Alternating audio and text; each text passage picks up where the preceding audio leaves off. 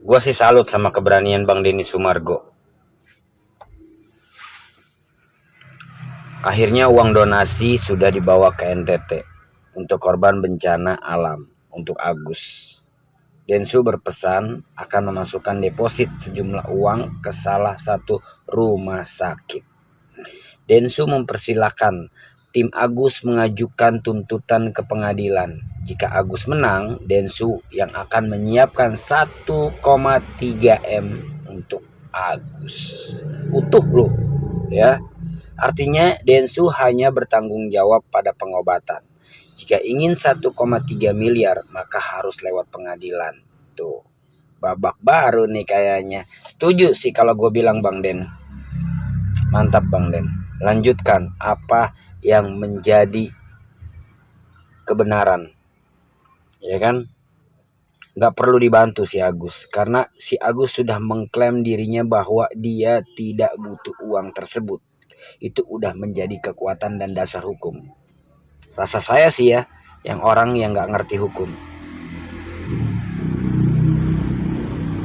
Mantap Bang Den, lanjutkan. Gimana netizen? Setuju nggak sama pernyataan dari Bang Densu tersebut? Kalau setuju komentar. Yo guys, balik lagi di Uki Kevin Official bersama saya tentunya Uki. Nah, kita lanjut lagi dalam kasusnya Sugus guys. Dan ini ada berita terbaru apa nih ya di video kali ini ya. Yuk kita lihat bareng-bareng guys. Donatur nyerang ke Agus, jelek-jelekin Agus. Padahal uangnya nggak ada Agus pakai. Uangnya itu sudah ada di yayasan semua. Gus. Lu tuh kayak flying victim banget ya. Bener. Lu bilang kita netizen ya nyerang lu, donatur nyerang lu. Padahal uang itu terkumpul dari donatur Gus. Dan lu bilang uangnya lu nggak pakai. Uangnya udah di yayasan Tenopi semuanya. Terus apa kabarnya uang yang udah lu kasih ke Wawa untuk bayar hutang bank sama bayar tunggakan sekolah? Kalau nggak salah ada lagi nih buat biaya belanja e-commerce anak-anaknya. Apa kabarnya? Udah dibalikin belum?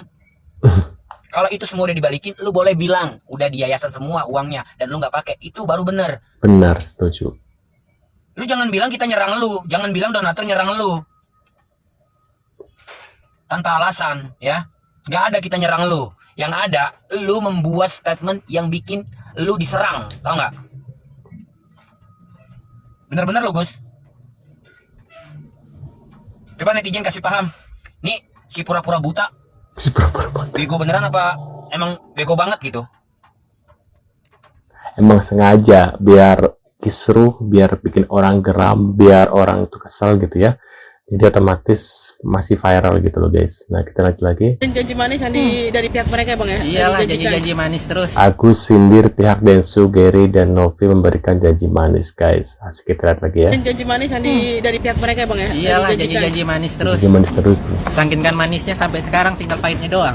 Oh berarti Agus Itu mereka kayak gitu. Janji-janji manis mereka itu semuanya. tapi akan ada kemungkinan nggak sih kayak untuk capak mata atau seperti apa gitu Nah, itu udah nggak bisa lagi. Makasih Agus semua ya. Bener-bener sih Agus mulutnya Janji Allah. manis ya. oke berarti kami janji mak Agus. Gigi nih janji-janji. Beda hati-hati Bang Agus. makasih Jangan janji manis ya Bang Agus ya. Jangan janji-janji manis bilang. Iya Bang Agus. Saya aja nggak mau janji manis ya Bang. Sampein Awas jangan awas janji diabetes, awas diabetes. Bener-bener sih Agus mulutnya ya Allah. Pantas kau ya sudah mendapatkan Penyebab kredit. meninggalnya Alvin Lim mendadak ini adalah dia kaget melihat podcast yang Ini apa disetujui lagi? penggunaan dana ini harus ke NTT Harus ganti. dan reaksi mengirimkan link podcast serta komunikasi minta agar dibuat laporan pidana dan itu udah terpenuhi unsur menggelapkan pencucian uang. Itu yang membuat menurut saya dia shock dan karena ada Aduh, kenapa nggak dia aja sih yang sudahlah. Jadi Bang, aja. bang. Dibilang lu pinter-pinter, dibilang ngerti hukum lu ngerti hukum, tentang pendidikan lu ada. Tapi kenapa pikirannya itu loh, gue nggak ngerti lagi sebagai manusia, sumpah. Sebagai manusia. Ini keluarganya Pak Alvin ya, tidak ada yang mau buka suara tentang ini. Menggunakan kepergian seseorang dicampurkan ke masalah Agus tuh udah, aduh udah keterlaluan banget ya. Udah jelas-jelas kan Pak Alvin dia sakit ya kan. Ada masalah tentang ginjal. Kok masih disangkut pautkan dengan masalah Agus? Jadi awalnya itu emang udah jelas banget. Masalah itu cuma simple banget dan gue coba selesain. Cuma memang sulit karena gue bilang yang satu ngincer trofinya duit, yang satu lagi bukan. Yang satu apa, yang A, yang B, yang mana nih? Ya pokoknya A dan B kalian hitung sendiri lah. Jadi kalau salah satunya tujuannya untuk trofinya, trofi yang ingin dicapai itu uang, yang satu bukan. Begini nih posisinya nih, nggak akan ketemu. Makanya gue harus take over. Kenapa gue take over? Karena ini adalah uang yang dipercayakan donatur saya, bukan donatur Gary, bukan donatur siapapun, donatur saya lewat podcast saya. Bukan saya bilang itu uang saya tahu diri. Cuma donatur saya ini kan ngomong ke saya, DM ke saya, Bang, tolong Bang ambil tindakan. Karena yang kita tahu itu Bang Densu, bukan Agus, bukan Novi. Ya memang sih dalam permasalahan ini ada Agus dan Novi, tapi mereka kan taunya nyumbang karena saya. Betul. Saya di podcast saya. Jadi kan mereka bilang pertanggungjawaban Bang Densu di mana? Kok Bang Densu nggak bisa selesaikan? Saya sudah selesaikan sampai saya pusing. Ini manusia nih orang ini tiap hari datang ke rumah saya, ya. Iya Bang, betul Bang. Ya. Iya. Minta tolong Bang. Bukan masalah minta tolongnya. Waduh.